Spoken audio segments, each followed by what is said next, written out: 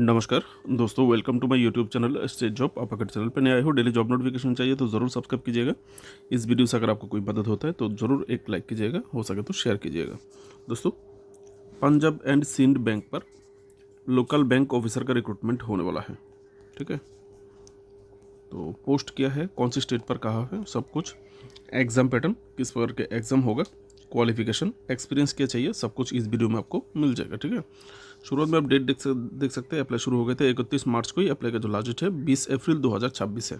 ठीक है, तो यहाँ पर आपका वैकेंसी डिटेल है कि स्टेट में क्या क्या वैकेंसी है। ठीक है, ये सब देख सकते हैं।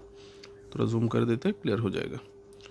अभी अब जिस स्टेट के, जैसे कि पहला जो पोस्ट है, पहला जो स्टेट है छत्तीसगढ़, 80 वैकेंसी है।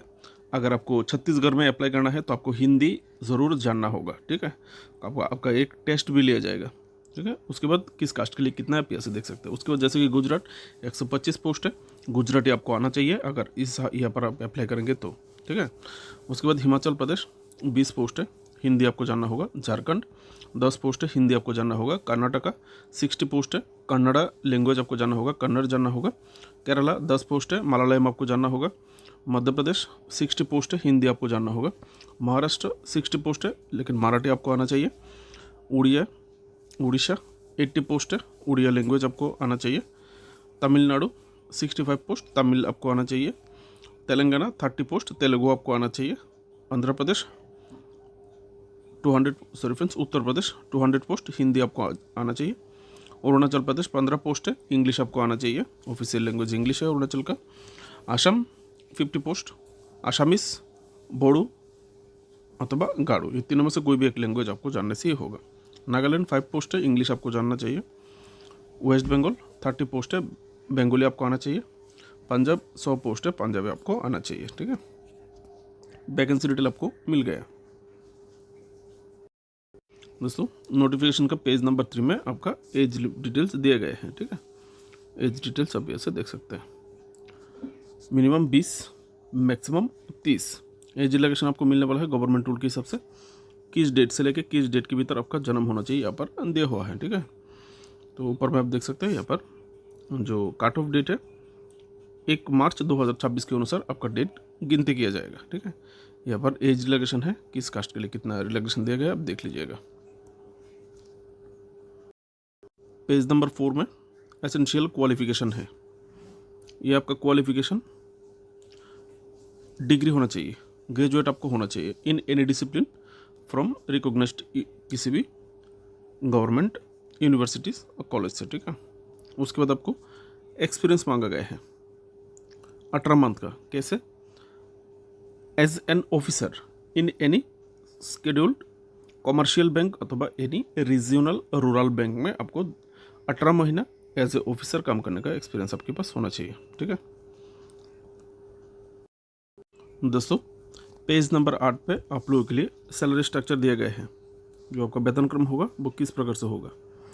ये आपका पे स्केल है, जो कि 48,480 रुपीज़ से लेकर 85,920 रुपीज़ का जो पे स्केल है वो आप लोगों को दिया जाएगा। ठीक है, यहाँ पर आप लोगों को, अगर आप सिलेक्ट होते हैं, नौकरी आपको मिलता है, तो आपको बॉन्ड करना होगा, सर्विस बॉन्ड। कम से कम 3 साल नौकरी करेंगे। ठीक है, 3 साल नौकरी करेंगे, ऐसा एक सर्विस बॉन्ड होगा। जो आपका पहला 3 महीना है, 3 महीना का जो सैलरी है वो बैंक के पास रख दिया जाएगा। 3 साल नौकरी कंप्लीट होने के बाद ये पैसा आपको दे दिया जाएगा। या अगर आप 3 साल नौकरी नहीं करते तो आपको ये पैसा नहीं मिलेगा। और नौकरी मिलने के बाद 6 महीना आपका प्रोबेशन पीरियड है। ठीक है, पेज नंबर 10 पे आपके लिए यहाँ पर सिलेक्शन प्रोसेस है। आपका जो सिलेक्शन होगा, रिटन टेस्ट होगा, उसके बाद स्क्रीनिंग, उसके बाद personal interview, final merit list होगा, प्रोफिशिएंसी इन लोकल लैंग्वेजेस, जो लोग मैंने बताया था, जो लोकल लैंग्वेज दिया गया है हर स्टेट के अगेंस्ट, उस लैंग्वेज का टेस्ट होगा आपके लिए। ठीक है, उसके बाद फाइनल सिलेक्शन। ये सब देख सकते हैं।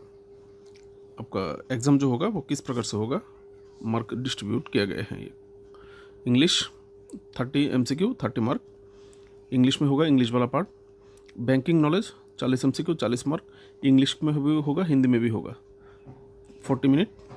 जनरल अवेयरनेस और इंडियन इकोनॉमी से 30 MCQ 30 मार्क, इंग्लिश में भी होगा, हिंदी में भी होगा। उसके बाद computer aptitude 20 mark, 20 MCQ 20 mark, English में भी होगा, हिंदी में भी होगा। तो टोटल आप लोगों को यहाँ पर 2 घंटा मिलेगा एग्ज़ाम के लिए, ठीक है, टाइम। दोस्तों यहाँ पर काट ऑफ मार्क दिए गए हैं, मिनिमम पास मार्क, काट ऑफ मार्क नहीं, मिनिमम पास मार्क। जो एग्ज़ाम होगा यहाँ पर टोटल 120 मार्क का एग्ज़ाम होगा, 120 मार्क का, 120 का 40% पाना होगा यूआर एंड EWS कैटेगरी को, और 35% पाना होगा जो रिजर्व कैटेगरी है, रिजर्व कैटेगरी को, ठीक है। तो ये मिनिमम पास मार्क है, इससे कम मिलेगा तो आप फेल हो जाओगे, ठीक है। मेरिट लिस्ट में जो ऊपर में रहेगा, जिसका मार्क ज़्यादा रहेगा वही आएगा, ठीक है। तो ये मिनिमम पास मार्क है, याद रखिएगा। देखिए दोस्तों, पेज नंबर 11 में यहाँ पर जो लोकल लैंग्वेज प्रोफिशिएंसी टेस्ट के बारे में बात किया गया है। बोला गया है आपको, आपका ज्वाइनिंग से पहले ये लोकल लैंग्वेज टेस्ट लिया जाएगा। जैसे भी लिया जाए टेस्ट, जिस प्रकार से लिया जाए, वो लोकल लैंग्वेज टेस्ट आपको क्वालिफाई करना होगा, ठीक है, नहीं तो आप डिस्क्वालीफाई हो जाओगे, ठीक है। और अगर आप कैंडिडेट हो, प्रोड्यूस 10th और 12th standard marksheet certificate evidence having studied specific opted local language, जो लोकल लैंग्वेज के बारे में बात किया गया है, अगर आपने उसी लोकल लैंग्वेज में क्लास 10वीं या फिर क्लास 12वीं तक पढ़ाई किया है, ऐसा मार्कशीट आप प्रोवाइड कर पाते तो आपको लोकल लैंग्वेज टेस्ट आपको देना नहीं होगा, ठीक है। ये देखिए, सिलेक्शन के तौर पे जो वेटेज दिया जाएगा, ऑनलाइन टेस्ट को 70% वेट दिया जाएगा और पर्सनल इंटरव्यू को 30% वेट दिया जाएगा, ठीक है। मतलब इंटरव्यू भी बहुत ही क्रूशियली होने वाला है, ठीक है। 30% कम नहीं है, 30% वेटेज देना मतलब आपका इंटरव्यू भी बहुत ही टफ होगा, ठीक है। ऐसा देख सकते हैं आप।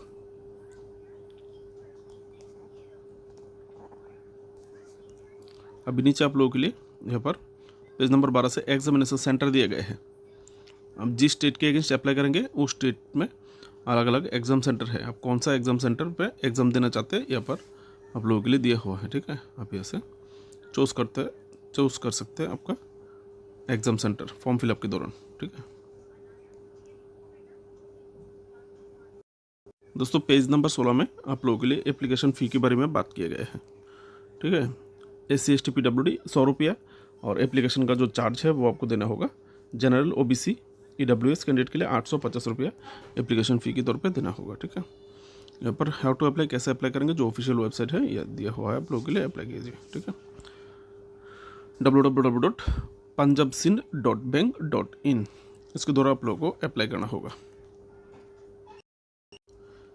एप्लीकेशन फ़ी आप लोगों को ऑनलाइन देना होगा, ठीक है। ऑनलाइन पेमेंट फीस ऑनलाइन देना होगा। जो दोस्तों मोटे मोटी जो जानकारी चाहिए तो मैं आप लोगों को दे चुका हूँ, तो आप लोग ये देख लीजिएगा। नीचे आप लोगों के लिए अलग अलग फॉर्म स्ट्रक्चर है जो आपको चाहिए, जैसे कि ये एक्सपीरियंस सर्टिफिकेट, अगर आप एक्सपीरियंस सर्टिफिकेट प्रोवाइड करते हैं तो इसका ये प्रोफॉर्मा आपको देना होगा, ठीक है। ये नीचे दिया हुआ है, जैसे कि अगर आप SC ST है तो ये फॉर्म आपको डाउनलोड करना होगा। इस प्रकार से नीचे अलग अलग फॉर्म दिया हुआ है, ऑफिशियल वेबसाइट में नोटिफिकेशन ओपन करने से आपको मिल जाएगा। मेरी तरफ से आप सबके लिए बेस्ट ऑफ लक। हो सके तो चैनल को सब्सक्राइब कीजिएगा डेली जॉब नोटिफिकेशन के लिए, और हो सके तो वीडियो को लाइक शेयर कीजिएगा। नमस्कार।